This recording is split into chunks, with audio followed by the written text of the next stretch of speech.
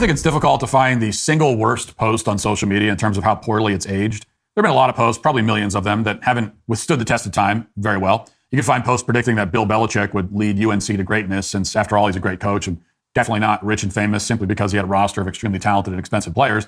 You can also find posts from esteemed experts declaring with absolute confidence the world is going to end in 12 years because of climate change. And a lot of those posts are 12 years old now or more.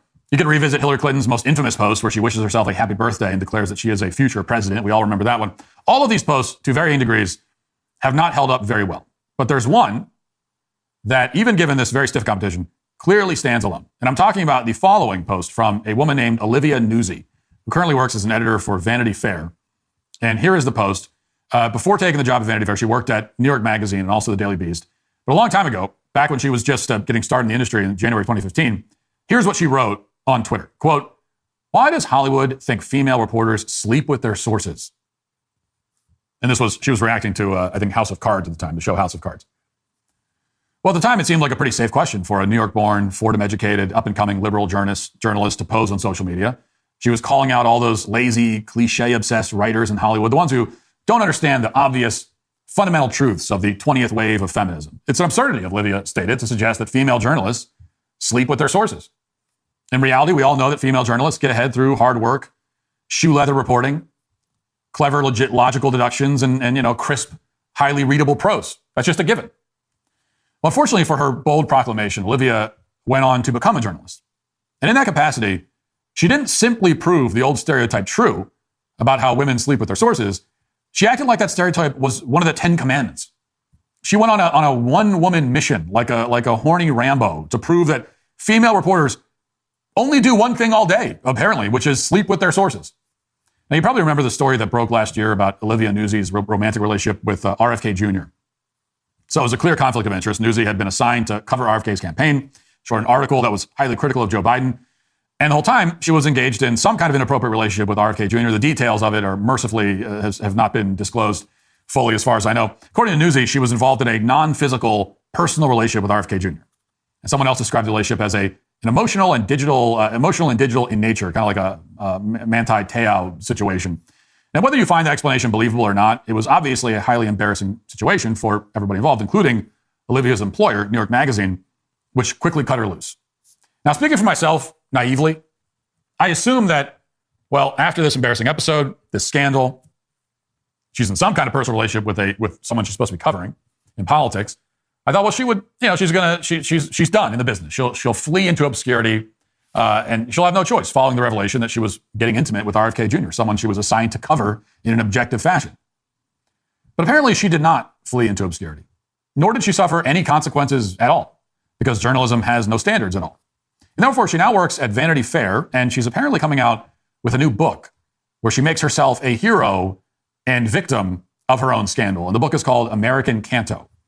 Now, not to be outdone, her ex-fiance, Ryan Lizza, just published an expose where he reveals that Olivia also had a sexual relationship with former MSNBC host Keith Olbermann, in addition to, on top of that, former South Carolina Governor Mark Sanford in 2020 while she was covering his presidential campaign.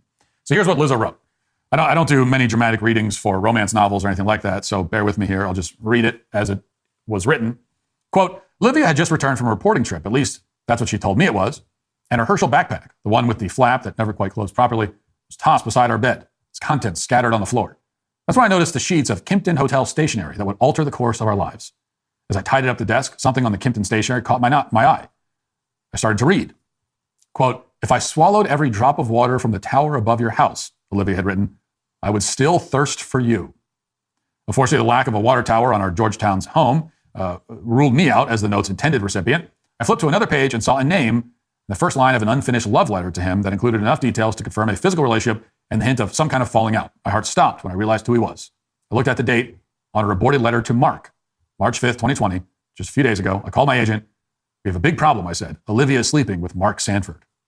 Close quote. And his article stops there. The big M. Night Shyamalan twist ending. Because I think when you're reading it, you're supposed to think that he's talking about RFK Jr., and then turns out that, no, it's actually a different politician that she was sleeping with. Now, after Ryan Lizza published this article, a lot of people rediscovered this exchange on social media from back in 2019. Olivia wrote, I spent some time in South Carolina with Mark Sanford for New York Magazine. And then somebody writes, hey, he looks happy. And Olivia Newsy replies, I tend to have that effect.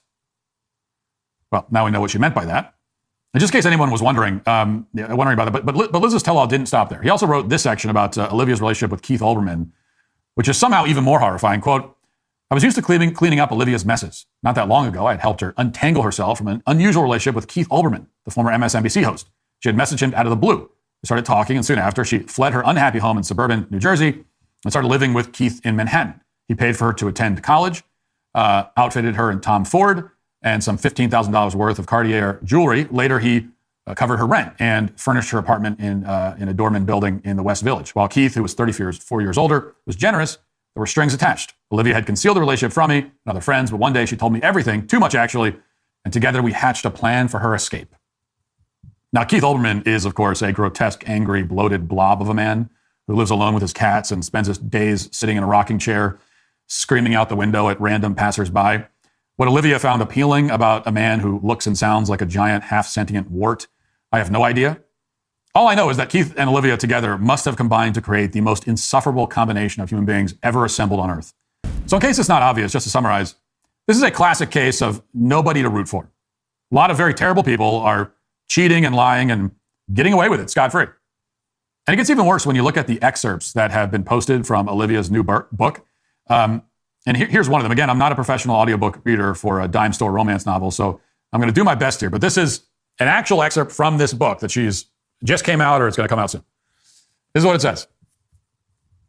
I mean to tell you of the canyon where voices carried, the place where monsters spoke to me, where I listened, where I found that, as fortune or curse would have it, I knew the language of monsters, where, with news on my tongue and tears in my eyes, the role of town crier I interpret literally.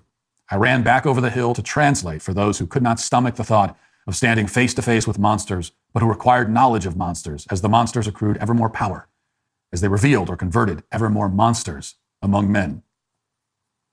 Now, I read through that a couple times. Not exactly clear what she's talking about. What I can say for certain is that Olivia Newsy's book is clearly like self-serious, pretentious, melodramatic in the extreme, and very poorly written. Okay, news on my tongue and tears in my eyes. I mean, oh my gosh. And somehow that made it past an editor. I mean, do editors exist anymore? Is everyone just using ChatGPT? Have the editors already been put out of business, I guess? How are you an editor and you let that get by you? Not to mention a sentence that uses the word monster like 12 times. News on my tongue and tears in my eyes. Now, I guess if I had to come up with a compliment, I'd say it probably wasn't written by AI, because AI, for all its horrors, isn't that bad. Like even ChatGPT could probably come up with something better. It reads like a seventh grade girl doing an impression of Taylor Swift, doing an impression of Cormac McCarthy. It is unreadable, annoying, and incoherent, which is to say, it's modern journalism in a nutshell. And as perhaps the last man alive who has not been involved in any kind of relationship with Olivia Newsy, I simply can't stand for it. And that is why Olivia Newsy, Keith Olbermann, Ryan Lizza, everyone else who's remotely involved in this